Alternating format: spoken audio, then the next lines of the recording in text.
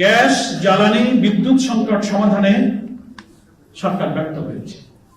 মালিকরাই বলছে 40% উৎপাদন কমে গিয়েছে, 20টি কারখানা বন্ধ হয়েছে, 20,000 শ্রমিক ছাঁটাই হয়েছে। একই হাঁড়ির তরকারি গোশ রান্না হলো, গোশটা খাইলেন, ঝোলটা খেলেন। আবার এই উদাহরণ খুব সুন্দরভাবে মানুষ বুঝতেছে। এক মায়ের পেটে যমজ দুটো সন্তান, একটা সন্তানকে মা স্বীকার করে, আর একটা সন্তানকে মাই অস্বীকার করে। কেমন দ্বিচারিতা! এবং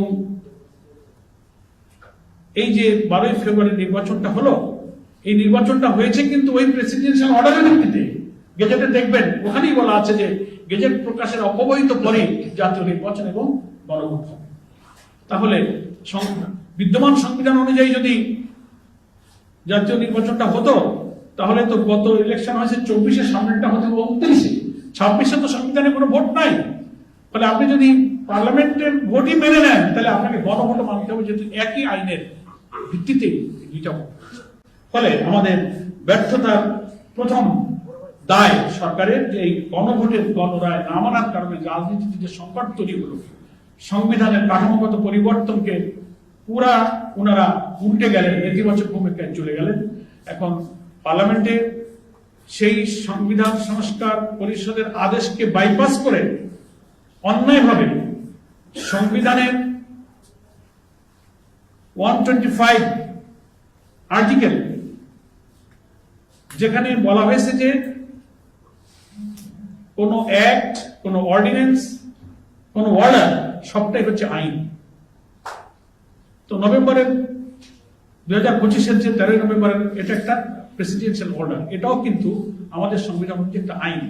এই আইনকে ভঙ্গ করে, বাইপাস করে ওনারা পার্লামেন্টে একটা বিশেষ কমিটি করেছেন সংবিধান সংশোধন করার জন্য। অর্থাৎ সরকারের গেজেটে যে আইনি কাঠামো করে দেওয়া হয়েছে জুলাই সনদ বাস্তবায়নের জন্য, সেটাকে ওনারা অস্বীকার করলেন। একটা আইনকে অস্বীকার করে ওনারা বাইপাস করে আরেকটা বিশেষ কমিটি করেছেন সংবিধান সংশোধন করার জন্য।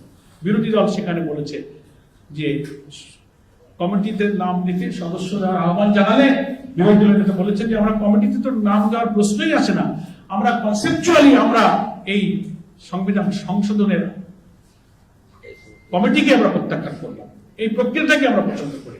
সেজন্য সাংবাদিক বন্ধুগণ, আমাদের এই প্রথম গণভোটের গণরায়ের ব্যাপারে সরকারের সরাসরি নেতিবাচক ভূমিকায় হচ্ছে সরকারের প্রথম ব্যর্থতা, যেটা জাতিকে এখন একটা সংঘাতের দিকে ঠেলে দিচ্ছে।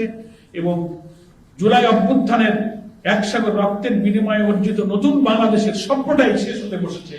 আবার সেই ফ্যাসিবাদী কর্তৃত্ববাদী শাসনের মতো এই সাংবিধানিক কাঠামোকে তারা ধরে রাখতে চায়। মৌলিক 10টি সাংবিধানিক এবং প্রশাসনিক ব্যাপারে তারা নোট অফ ডিসেন্ট দিয়ে সেই ফ্যাসিবাদী যুগের সংবিধান ধরে রেখে প্রধানমন্ত্রীর অসীম ক্ষমতা, রাষ্ট্রপতি এবং প্রধানমন্ত্রীর ক্ষমতার ভারসাম্য ছাড়া সমস্ত সাংবিধানিক পদে দলীয় লোক নিয়োগ দেওয়ার পদকে উন্মুক্ত করে আলটিমেটলি বিএনপি জাতির কাছে দেওয়া ওয়াদাকে ভঙ্গ করেছে। সেকেন্ড, গ্যাস, জ্বালানি, বিদ্যুৎ সংকট সমাধানে সরকার ব্যর্থ হয়েছে। এ ব্যাপারে আমরা 2বার সাংবাদিক সম্মেলন করেছি।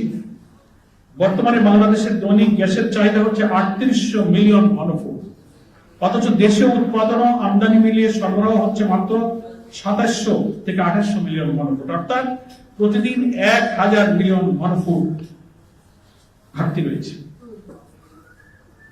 জ্বালানি মন্ত্রণালয় স্বীকার করেছে যে এটা দীর্ঘদিনের সমস্যা, এর প্রভাব পড়লে শিল্প, কলকারখানা, বিদ্যুৎ কেন্দ্র, সিএনজি স্টেশন এবং অন্যান্য গ্রাহকদের উপরে পড়ছে। 20টি উৎপাদনশীল গ্যাস ক্ষেত্র থেকে জুলাইয়ে দৈনিক প্রায় 1630 ঘনফুট গ্যাস পাওয়া যাচ্ছিল, কিন্তু দীর্ঘমেয়াদী সংকটের কারণে দেশীয় উৎপাদন দ্রুত বাড়ানোর সেই ফল এখনো কিন্তু দৃশ্যমান নয়। ফলে এই কারণে বিদ্যুৎ জ্বালানি সংকটের কারণে কলকারখানার উৎপাদন, মালিকরাই বলছে 40% উৎপাদন কমে গিয়েছে, 20টি কারখানা বন্ধ হয়েছে, 20,000 শ্রমিক ছাঁটাই হয়েছে। প্রিয় ভাইরা আমার, এ কারণে জামাত ইসলামের পক্ষ থেকে সুনির্দিষ্ট প্রস্তাব দেওয়া হয়েছে। পার্লামেন্টারি কমিটিতে একটা বিশেষ কমিটি হয়েছিল, সেখানে 10 দফা দিয়ে সেই সময়কার সাময়িক সংকট নিরসনে জামাত ইসলাম ভূমিকা রেখেছে। পরে আবার আমরা পরপর 2বার যখন গ্যাসের সংকট, বিদ্যুতের সংকট, জ্বালানি সংকট, সেখানেও আমরা সুনির্দিষ্ট প্রস্তাব দিয়েছি সরকারকে সেটা সমাধানের জন্য। সেটা নিরসনে সরকার কোনো পদক্ষেপ গ্রহণ করেনি। এটা হচ্ছে মৌলিক ব্যর্থতার দ্বিতীয়